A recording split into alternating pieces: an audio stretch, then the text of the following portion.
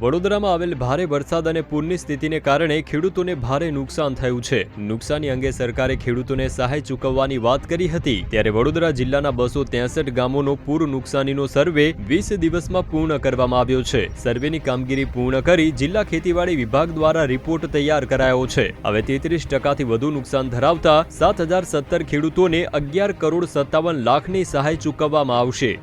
નુકસાનીની અંદર મુખ્યત્વે કપાસ પાક, સોયાબીન પાક અને બાગાયતી પાકોની અંદર કેળ અને પપૈયા જેવા પાકોની અંદર નુકસાની થઈ છે।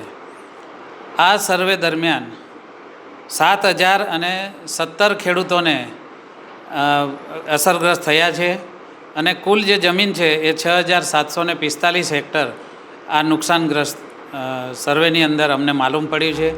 જો કે 33%થી ઓછું નુકસાન થયું છે તેવા ખેડૂતો માટે સહાયનો હજુ સુધી કોઈ ઉલ્લેખ કરાયો નથી।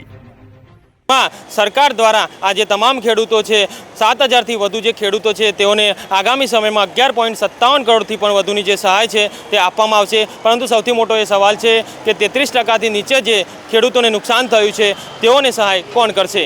Dhaval Chaudhary, Divya Bhaskar, Vadodara. Share and download કરો દિવ્ય ભાસ્કર એપ।